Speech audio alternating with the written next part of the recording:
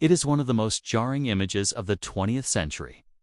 A young woman stands in the lobby of a San Francisco bank, an M1 Carbine resting in her hands, her face set in a hard scowl.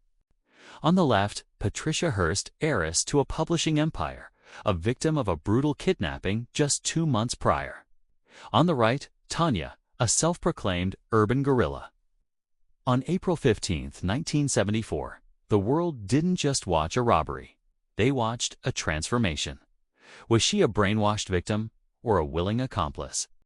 This is the story of the Hibernia Bank robbery, the 4 minutes that turned a victim into a villain. San Francisco, 1974. The summer of love is dead and buried. In its place is a darker, more volatile era of radicalism.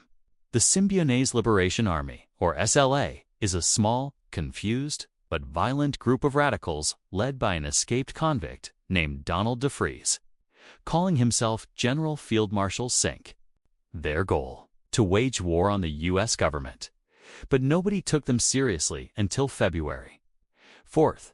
That's when they kicked down the door of an apartment in Berkeley and dragged out 19-year-old college student Patty Hearst. For 2 months, the Hearst family and the world waited. They sent food to the poor as ransoms demanded. They pleaded for her life. But inside a dark closet, Patty was undergoing a psychological break. And then came the tape that changed everything. I have been given the choice of being released or joining the forces of the Symbionese Liberation Army. I have chosen to stay and fight. The SLA needed money. Revolutions aren't free, and they were broke. Their target was the Hibernia Bank in San Francisco's quiet Sunset District, a location that would later become a Bank of America. It was chosen for its sleepy location and floor plan. The plan was simple but brutal. 5 members would enter.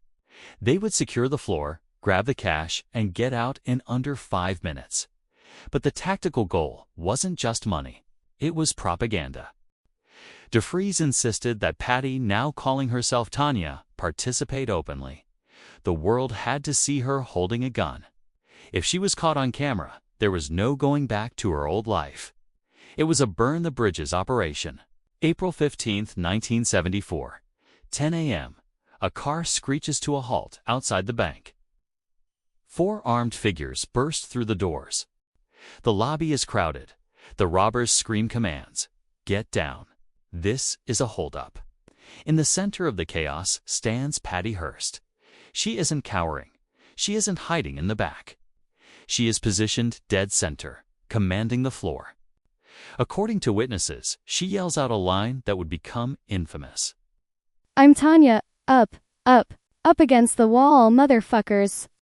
But the precision operation falls apart quickly. As the robbers sweep the drawers, 2 men unknowingly walk into the bank from the street. The SLA opens fire.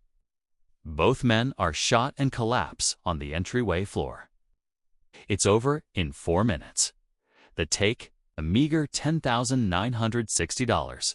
The cost: 2 innocent bystanders wounded, and the permanent destruction of Patty Hearst's image as an innocent victim. The footage hits the evening news like a bomb. The FBI is stunned.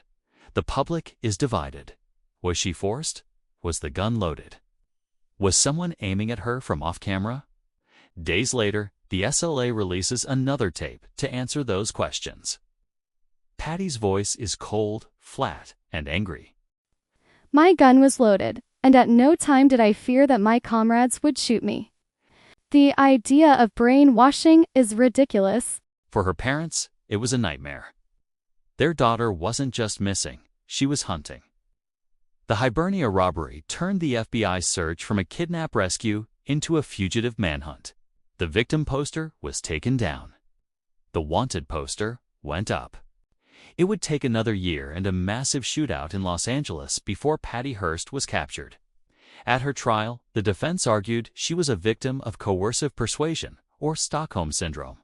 The jury didn't buy it. The image of her in that bank, gun in hand, was too powerful to ignore. She was convicted. Though her sentence was eventually commuted by President Carter and she was pardoned by President Clinton, the grainy footage of the Hibernia Bank robbery remains. It asks a question we still struggle to answer today. How far can the human mind be pushed before it breaks? What do you think? Was Tania a mask she wore to survive, or a person she became? Let me know in the comments below. To uncover more of history's most controversial cases, hit that like button and subscribe to the channel. The evidence is there, but the verdict is yours. See you in the next investigation.